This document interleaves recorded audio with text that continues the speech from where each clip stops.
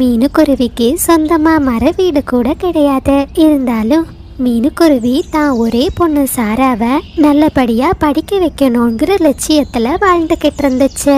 அந்த காட்டுல ஒரு பெரிய மர வீடு ஒன்று இருந்துச்சு. அந்த வீடு காகங்களுக்கு சொந்தமானதா இருந்துச்சு. மீனுக்குருவி அந்த காகங்களோட வீட்டுல தான் வீட்டு வேலை செய்து தான் குழந்தைய படிக்க வச்சுக்கிட்டு வந்துச்சு. தினமும் காலையில மீனுக்குருவி தான் குழந்தை சாராவை பள்ளிக்கூடத்துக்கு கொண்டு போய் விடும். பிறகு அங்கிருந்து பறந்து காகங்களோட வீட்டுக்கு வீட்டு வேலை செய்யறதுக்காக போகும். ராணி காகத்துக்கு ராஜுங்கிற ஒரு பையனும் இருந்தா. சாராவும் ராஜுவும் ஒரே ஸ்கூல்ல ஒரே கிளாஸ்ல தான் படிச்சுட்டு வந்தாங்க. ஒரு நாள் ரோசி டீச்சர் தேர்வு முடிவுகளை எல்லா குழந்தைங்க கிட்டையும் சொன்னாங்க. பசங்களா, உங்களோட டெஸ்ட் ரிப்போர்ட் வந்துடுச்சு. எல்லா முறையும் போல இந்த முறையும் சாரா தான் கிளாஸ்ல ஃபர்ஸ்டா வந்திருக்கா. ராஜு, நீ இந்த வாட்டி செகண்ட் ரேங்க் எடுத்திருக்க. எல்லாரும் சாராவுக்கும் ராஜுவுக்கும் கிளாப் பண்ணுங்க. ரோசி டீச்சர் இப்படி சொன்னதை கேட்டதுமே ராஜு ரொம்ப கோவப்பட்டான். எல்லா முறையும் இந்த சாரா தான் கிளாஸ்ல ஃபர்ஸ்டா வர. இந்த சாரா இந்த கிளாஸ்ல இருக்கிறது வரைக்கும் என்னால ஃபர்ஸ்ட் வரவே முடியாது. என் வீட்டுல வேலை பார்க்குற வேலைக்காரியோட பொண்ணு என்னை விட அதிகமான மார்க் எடுக்கிறா. என்னால இது தாங்கிக்கவே முடியல அப்படின்னு சொன்ன ராஜு அன்னைக்கு முழுவதும் ரொம்ப கோவத்தோடையே தன்னோட கிளாஸ்ல உட்கார்ந்திருந்தான். சாயந்தரமா ஸ்கூல் முடிஞ்சு தான் வீட்டுக்கு போன ராஜு ரொம்ப வருத்தத்தோட இருந்தான். வீட்டுக்கு வந்த ராஜுக்காக ரொம்ப கோவமா தன்னோட பேக்கை கீழே போட்டுட்டு சோபால போய் உட்கார்ந்தான். ஏ ராஜு, என்னடா ஆச்சு? ஸ்கூல் முடிஞ்சு வந்ததும் வராததுமா இவ்வளோ கோவமா இருக்க? அம்மா, இந்த வாட்டியும் எனக்கு செகண்ட் ரேங்க் தாம்மா கிடைச்சிருக்கு. அந்த சாரா இருக்கிறது வரைக்கும் என்னால் கிளாஸ் ஃபர்ஸ்ட் வரவே முடியாது. எல்லா பசங்களும் என்ன கிண்டல் பண்றாங்கம்மா. நம்ம வீட்டில் வேலை பார்க்குற வேலைக்காரியோட பொண்ணு என்னை விட அதிக மார்க் வாங்குறா. ராஜு, நீ கவலையே படாத. நாளையிலேருந்து அந்த சாரா ஸ்கூலுக்கே வரமாட்டா. ஆனா அம்மா, என்ன சொல்றீங்க? எப்படி முடியும் உங்களால? ஏ ராஜு, அம்மா நினைச்சா எதுவும் முடியும். நீ கவலைப்படாம போய் படிக்கிற வேலையை பாரு. அப்படியே மறுநாள் காலையில வந்துச்சு. மீனுக்குருவி வழக்கு போல வீட்டு வேலை செய்யறதுக்காக ராணி காகத்தோட வீட்டுக்கு வந்துச்சு. மீனு, நாளையில இருந்து உன் பொண்ணு சாராவையும் வேலைக்கு கூட்டிட்டு வா, சரியா? ஆனா முதலாளி அம்மா, என் பொண்ணு நல்லா படிக்கிறவா. அவளோட படிப்புக்காகத்தான் நான் இவ்வளோ கஷ்டப்படுறேன். அவ படிக்கணும். நான் அவளை வேலைக்கெல்லாம் கூட்டிட்டு வர மாட்டேன். ஓ, ஒரு வேலைக்காரினி, உனக்கே இவ்வளோ திமிரு இருக்கா? ஹே மீனு, நாளைக்கு உன் பொண்ணை வேலைக்கு கூட்டிட்டு வந்தாதான் உனக்கு இங்க வேலை, இல்லைன்னா உனக்கு இங்க வேலை கிடையாது. முதலாளி அம்மா, என்னை மன்னிச்சிடுங்க. என் பொண்ணையும் வேலைக்கு கூட்டிட்டு வரணும்னா எனக்கு இந்த வேலையே தேவையில்லை அப்படின்னு சொல்லிட்டு மீனுக்குருவி ராணிக்காகத்தோட வீட்டை விட்டு பறந்து போயிடுச்சு. பிறகு மீனுக்குருவி ரொம்ப சோகமா ஒரு மரத்தடி வாரத்துல உட்கார்ந்து அடுத்து என்ன பண்ணலான்னு யோசிச்சுக்கிட்டு இருந்துச்சு. அந்த சமயத்துல அந்த பக்கமா மிட்டுங்கிற ஒரு வியாபாரி பறந்து வந்தாரு. மீனுக்குருவியை பார்த்ததுமே மிட்டு கிளி மீனுக்குருவி கிட்ட இப்படி கேட்டுச்சு. ஹே குருவி, நான் சொந்தமா ஒரு காய்கறி தோட்டம் வச்சிருக்கேன். என் தோட்டத்துல விளையிற காய்கறிய காடுகள்ல போய் விற்பனை செய்யறதுக்கு எனக்கு ஒரு வேலைக்காரன் வேணும். இந்த காட்டுல உனக்கு தெரிஞ்ச ஏதாச்சும் வேலைக்கார குருவி கிடைக்குமா? ஐயா, எனக்கு இந்த காட்டுல வேலைக்கார குருவிகளை பத்தி தெரியாது. ஆனா நீங்க அந்த வேலையை எனக்கு கொடுத்தா நான் ரொம்ப நேர்மையாகவும் சிறப்பாகவும் செய்வேன். ஓ அப்படியா? ரொம்ப நல்லதா போச்சு குருவி. அப்படின்னா நாளைக்கு காலையில என் தோட்டத்துக்கு வா. என் காய்கறிகளை எல்லாம் வித்து கொடுத்தேன்னா நான் உனக்கு நல்ல சம்பளம் தரேன். சரி ஐயா, நான் கண்டிப்பா வந்துடுறேன். சாரா, அம்மா வேலைக்கு போறனே, அந்த வீட்ல என்னை இனிமே வேலைக்கு வர வேண்டாம்னு சொல்லிட்டாங்க. அம்மா, என்னாச்சம்மா? ஏன் அப்படி சொன்னாங்க? அந்த வீட்டோட முதலாளிக்கு நீ படிக்கிறதுல இஷ்டம் இல்லம்மா. உன்னை படிப்பை நிப்பாட்டிட சொன்னாங்க. அதனால தான் நான் அந்த வேலையே வேண்டான்னு விட்டுட்டேன். அம்மா, நாம இனிமே சாப்பிடுறதுக்கும் நான் ஸ்கூலுக்கு போகிறதுக்கும் என்னம்மா பண்றது? சாரா, அதை பத்தியெல்லாம் நீ கவலைப்படாத. நாளைக்கு ஒரு கிளி வியாபாரி எனக்கு வேலை தரேன்னு சொல்லியிருக்காரு. அம்மா இவ்வளோ கஷ்டப்படுறதே நீ நல்லா படிக்கிறதுக்காகத்தான். நீ நல்லா படிச்சு இந்த காட்டிலேயே பெரிய அதிகாரியா வரணும், சரியா? சரிம்மா, நிச்சயமா உங்க ஆசைப்படியே நான் பெரிய அதிகாரியா வருவேன். அப்படியே மறுநாள் காலையில வந்துச்சு. மீனுக்குருவி அந்த கிளியோட தோட்டத்துக்கு வந்துச்சு. ஏ குருவி, இந்த கூடை நிறைய இருக்கிற காய்கறிகளை நீ கண்டிப்பா வித்து முடிச்சுட்டு வந்துடணும். அப்பதான் நான் உனக்கு இன்னைக்கு சம்பளம் தருவேன், சரியா? சரி முதலாளி, நான் கண்டிப்பா என்னால முடிஞ்ச அளவு நிறைய தூரம் பறந்து போய் இந்த காய்கறிகளை வித்துட்டு வரேன் அப்படின்னு சொன்ன மீனுக்குருவி அந்த காய்கறி கூட எடுத்துக்கிட்டு காட்டுல நிறைய இடங்களுக்கு பறந்து போச்சு. காய்கறி வாங்கிக்கோங்க, காய்கறி இயற்கையான காய்கறி, ஃப்ரெஷ்ஷான காய்கறி, வாங்க வாங்க வாங்கிக்கோங்க. இந்த மாதிரி காய்கறியை வித்தபடி மீனுக்குருவி நிறைய இடங்களுக்கு பறந்து போய்கிட்டு இருந்துச்சு. அந்த சமயத்துல வீட்டு மாடியில நின்ன ராணிக்காகவும் மீனுக்குருவிய பார்த்துச்சு. இந்த வேலைக்கார குருவிக்கு எவ்வளோ திமிரு! வேலையை விட்டு நிறுத்திட்டா இந்த குருவி அதனோட குழந்தைய பள்ளிக்கூடத்துக்கு அனுப்பாதுன்னு பார்த்தா இது காய்கறி விற்கிற வியாபாரத்தை பண்ணிக்கிட்டு இருக்கா. இந்த வியாபாரத்தையும் நான் பண்ண விட மாட்டேன் அப்படின்னு சொன்ன ராணிக்காக மெதுவா மீனுக்குருவிய பின்தொடர ஆரம்பிச்சது. காய்கறிகளை வித்து வித்து ரொம்ப களைப்பா இருந்த மீனுக்குருவி ஒரு நதிக்கரையில போய் தண்ணீர் குடிச்சது. அந்த சமயத்தை பயன்படுத்திக்கிட்ட ராணிக்காக மெதுவா மீனுக்குருவியோட காய்கறி கூட எடுத்துக்கிட்டு அங்கிருந்து பறந்து போயிடுச்சு. அச்சச்சோ, இங்க இருந்து காய்கறி கூட எங்க? விட்டு முதலாளி கேட்டா நான் என்ன பதில் சொல்றது? கடவுளே, எனக்கு மட்டும் ஏன் இப்படி சோதனைக்கு மேல சோதனை கொடுக்கிற? அந்த சமயத்துல பூக்கள்ல இருந்து தேன் குடிக்கிறதுக்காக ஒரு பட்டாம்பூச்சி அந்த பக்கமா பறந்து வந்துச்சு. குருவி, உனக்கு என்னாச்சு? இதுக்காக இப்படி அழுதுகிட்டு இருக்க? பட்டாம்பூச்சி இப்படி கேட்டதும் மீனுக்குருவி நடந்த எல்லா விஷயத்தையும் பட்டாம்பூச்சி கிட்ட சொல்லுச்சு.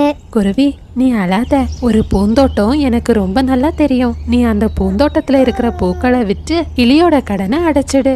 பட்டாம்பூச்சி, நீங்க நிஜமாவா சொல்றீங்க? இது மட்டும் நடந்துச்சுன்னா நான் என்னைக்குமே உங்களுக்கு நன்றி உள்ளவளா இருப்பேன். பட்டாம்பூச்சி மீனுக்குருவிய தன்னோட வீட்டுக்கு கூட்டிட்டு போச்சு. பட்டாம்பூச்சி பூக்களை வச்சு ஒரு அழகான வீட்டை கட்டி இருந்துச்சு. பட்டாம்பூச்சியோட வீடு ஒரு அழகான பூந்தோட்டத்தோட நடுவுல இருந்துச்சு.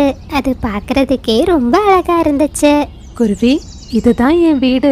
என் வீடு கொஞ்சம் சின்னதுதான். உனக்கு என் வீடு பிடிக்கும்னு நம்புறேன். பட்டாம்பூச்சி, உங்களோட வீடு பார்க்கறதுக்கு ரொம்ப அழகா இருக்கு. நீங்க உங்க வீட்ல என்ன தங்க அனுமதிச்சது எனக்கு ரொம்ப சந்தோஷம் அப்படின்னு சொன்ன மீனுக்குருவி அந்த பூந்தோட்டத்துல இருந்த பூக்களை பறிச்சு சந்தையில கொண்டு போய் விற்க ஆரம்பிச்சது. அது பண்டிகை காலம் என்கிறதுனால மீனுக்குருவியோட எல்லா பூவும் வித்து போச்சு. அந்த காசை வச்சு மீனுக்குருவி மிட்டுக்கிளியோட கடனை அடைச்சது. பிறகு மீனுக்குருவி, சாரா, பட்டாம்பூச்சி எல்லாரும் அந்த பூ வீட்டிலேயே தங்க ஆரம்பிச்சாங்க. மீனுக்குருவியோட ஆசைப்படியே குழந்தை சாராவும் ரொம்ப நல்லா படிச்சுக்கிட்டு இருந்தா. அன்னையில இருந்து மீனுக்குருவியோட வாழ்க்கை ரொம்ப சந்தோஷமா மாற ஆரம்பிச்சது. கேக் வீடு. ஒரு அழகான காட்டுல மீனுங்கிற ஒரு சின்ன குருவி தான் 2 குழந்தைங்க கூட வசிச்சு வந்துச்சு. மீனுக்குருவியோட கணவர் இறந்து போயிட்டதுனால அது தினமும் வீட்டு வேலைகளை செஞ்சு தான் 2 குழந்தைகளையும் வளர்த்து வந்துச்சு. மீனுக்குருவி ரொம்ப கடின உழைப்பாளியாகவும் இருந்துச்சு. குழந்தைகளே, சீக்கிரம் காலை உணவை சாப்பிடுங்க. இன்னைக்கு ராத்திரி நான் வீட்டுக்கு வர்றதுக்கு நேரம் ஆகும். நான் வேலை பார்க்குற எஜமானி அம்மாவோட பொண்ணுக்கு இன்னைக்கு பிறந்த நாள் கொண்டாட்டம் முடியறதுக்கு எப்படியும் ராத்திரி ஆகும்னு நினைக்கிறேன். அம்மா, எங்களோட பிறந்த நாள் எப்போ வருமா? நாம இதுவரைக்கும் எங்களோட பிறந்த நாளை கொண்டாடினதே இல்ல. குக்கு, பிறந்த நாளெல்லாம் பணக்காரங்க தான் கொண்டாடுவாங்க. உனக்கே தெரியும்ல அம்மா எவ்வளோ கஷ்டப்பட்டு நமக்கு உணவு கொண்டு வராங்கன்னு. நீ சும்மா இரு. சாரா, யாரு சொன்னா பணக்காரங்க மட்டும்தான் பிறந்த நாள் கொண்டாடணும்னு? எல்லா முறையும் அம்மாவுக்கு வேலை இருக்கும். அதனாலதான் உங்களோட பிறந்த நாளை கொண்டாட முடியல. இந்த முறை கண்டிப்பா உங்க பிறந்த நாளை நாம கொண்டாடலாம். ஐயா ஜாலி. அம்மா, அப்படின்னா பிறந்த நாளுக்கு கேக் வாங்கி தருவீங்களா? கண்டிப்பா குக்கு. அம்மா இந்த முறை உங்களோட பிறந்த நாளுக்கு கண்டிப்பா கேக் வாங்கி தருவேன். இப்படியே 2 வாரங்கள் கடந்து போச்சு. ஒரு நாள் காலையில மீனுக்குருவி தான் குழந்தைங்க கிட்ட எப்படி சொல்லுச்சு. என் அன்பு குழந்தைங்களே, இன்னைக்கு உங்களோட பிறந்த நாள். ஹாப்பி பர்த்டே குழந்தைகளே. நீங்க 2 பேரும் நீண்ட காலத்துக்கு நல்லா வாழணும். அம்மா, இந்த வாட்டி எங்களோட பிறந்த நாளை கொண்டாடுவீங்கன்னு சொன்னீங்கல்லம்மா? ஆமாடா குக்கு, நீயும் அக்காவும் குளிச்சு தயாரா இருங்க. அம்மா போய் கேக் வாங்கிட்டு வரேன். இன்னைக்கு நாம 3 பேரும் சேர்ந்து உங்களோட பிறந்த நாளை கொண்டாடலாம். ஐயா ஜாலி. நான் முறையா கேக் சாப்பிட போறேன். ஜாலி. அம்மா, போயிட்டு சீக்கிரம் வந்துடுங்கம்மா. நீங்க வர்றதுக்காக நாங்க காத்துக்கிட்டே இருப்போம். உடனே மீனுக்குருவியும் கேக் வாங்குறதுக்காக சந்தையை நோக்கி பறந்து போச்சு. அந்த காட்டுல இருந்து சந்தை ரொம்ப தொலைவுல இருந்துச்சு. மீனுக்குருவி அடர்ந்த காட்டையும் நதியையும் கடந்து போய்கிட்டு இருந்துச்சு. ஒரு வழியா சந்தைக்கு வந்த மீனுக்குருவி ஒரு கழுகோட கடையில இருந்து கேக்க வாங்குச்சு. பிறகு அந்த கேக்கை எடுத்துக்கிட்டு ரொம்ப வேகமா தன்னோட காட்டை நோக்கி போய்கிட்டு இருந்துச்சு. ரொம்ப தூரம் பயணம் பண்ணினதுனால மீனுக்குருவிக்கு ரொம்ப தாகம் எடுத்துச்சு. போற வழியில அது ஒரு பெரிய நதியை பார்த்துச்சு. உடனே மீனுக்குருவி அந்த நதியில தண்ணி குடிக்க ஆரம்பிச்சது. அந்த சமயத்துல ஒரு பாம்பு தண்ணி குடிக்கிறதுக்காக நதிக்கரைக்கு வந்துச்சு. அப்படி வந்த பாம்பு மீனுக்குருவிய கடிச்சிடுச்சு. ஐயோ கடவுளே, என்ன இது சோதனை! இந்த பாம்பு என்னோட ரெக்கையில கடிச்சிடுச்சு. என்னால இப்ப அசைய கூட முடியல. நான் இப்ப என்ன செய்யறது? அந்த நேரத்துல அந்த பக்கமா ஒரு வனதேவதை வந்துகிட்டு இருந்தாங்க. மீனுக்குருவி அழுத சத்தத்தை கேட்ட வனதேவதை நதிக்கரையை நோக்கி போனாங்க. குருவி, உனக்கு என்ன ஆச்சு? எதுக்காக இப்படி அழுதுகிட்டு இருக்க? வனதேவதையே, ஒரு மோசமான பாம்பு என்ன கடிச்சிடுச்சு. தயவு செஞ்சு என் உயிரை காப்பாத்துங்க. என்ன நம்பிதான் என் 2 குழந்தைங்களும் இருக்காங்க. குருவி, நீ என்ன மன்னிச்சிடு. இறப்பையும் தடுக்கிற சக்தி எனக்கு கிடையாது. வனதேவதையே, அப்படின்னா என்னோட கடைசி ஆசையா நான் உங்ககிட்ட ஒண்ணு கேக்குறேன். தயவு செஞ்சு என் 2 குழந்தைங்களையும் நீங்க பாத்துக்கோங்க. நான் இல்லாம என் 2 குழந்தைங்களும் தனியா கஷ்டப்படுவாங்க. இந்த கேக்க என் 2 குழந்தைங்க கிட்டையும் கொடுத்துடுங்க அப்படின்னு சொல்லிட்டு மீனுக்குருவி அந்த இடத்துலயே இறந்து போயிடுச்சு. உடனே வனதேவதை மீனுக்குருவி சொன்னபடியே அந்த கேக்கை எடுத்துக்கிட்டு மீனுவோட வீட்டுக்கு பறந்து போச்சு. பயப்படாதீங்க குழந்தைங்களே, நான் தான் வனதேவதை. உங்க அம்மா தான் என்னை இங்க அனுப்பி வச்சாங்க. இந்த கேக்க உங்க அம்மா உங்களுக்காக என்கிட்ட தந்து விட்டாங்க. அப்படியா? வனதேவதையே, எங்க அம்மா எங்க? குழந்தை சாரா இப்படி கேட்டதுமே வனதேவதை நடந்த எல்லா விஷயத்தையும் குழந்தைங்க கிட்ட சொன்னாங்க. உடனே 2 குழந்தைங்களும் அழ ஆரம்பிச்சிட்டாங்க. ஐயோ அம்மா, நீங்க இல்லாம நாங்க என்ன செய்வோம்மா? எங்களுக்கு நீங்க வேணும்மா அம்மா. குழந்தைகளே, வருத்தப்படாதீங்க.